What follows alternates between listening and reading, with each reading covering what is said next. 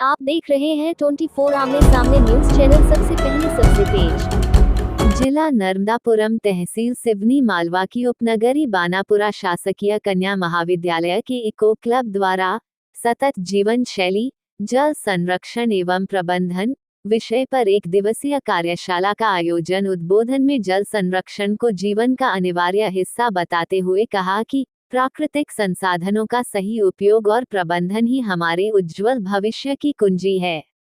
जल बचाना केवल एक जिम्मेदारी नहीं, बल्कि एक आवश्यक आदत होनी चाहिए। हमें जल की महत्ता को समझकर इसे बचाने के लिए हर स्तर पर प्रयास करना चाहिए। महाविद्यालय नर्मदापुरम ने जल संरक्षण के वैज्ञानिक और व्यवहारिक दृष्टिकोण पर विचार प्रस्तुत करते हुए जल संकट से निपटने के उपायों पर प्रकाश डाला।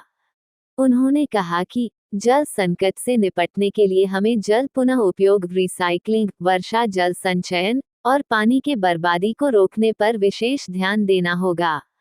इसके साथ ही समाज के हर व्यक्ति को अपने हिस्से का योगदान सुनिश्चित करना चाहिए। जल प्रकृति की अमूल्य देन है, इसे संरक्षित करना हमारा कर्तव्य है। हर बूंद का महत्व समझें और इसे व्यर्थ न जाने दें।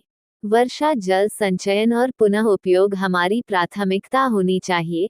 जल केवल एक संसाधन नहीं, बल्कि हमारे पर्यावरण, समाज और अर्थव्यवस्था का आधार है।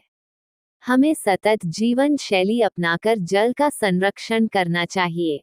प्रत्येक व्यक्ति अपने दैनिक जीवन में छोटे छोटे प्रयास करके बड़ा योगदान दे सकता है, जैसे नल बंद रखना, पानी के रिसाव को रोकना और कृषि में सूक्ष्म सिंचाई प्रणाली का उपयोग करना। सिवनी मालवा बानापुरा से अरुण कश्यप की खास खबर। इको क्लब के माध्यम से सतत जीवन शैली जल संरक्षण और प्रबंधन विषय पर एक कार्यशाला को आयोजन किया गया। विभिन्न महाविद्यालयों से पधारे हुए विशेषज्ञों द्वारा जल संरक्षण की अनिवार्यता को बताते हुए कहा कि प्राकृतिक संसाधनों का सही उपयोग और प्रबंधन ही हमारे उज्जवल भविष्य की कुंजी है। साथ ही हमारे जीवन में जल संरक्षण एक जिम्मेदारी नहीं, एक आदत के रूप में हमें विकसित करना चाहिए।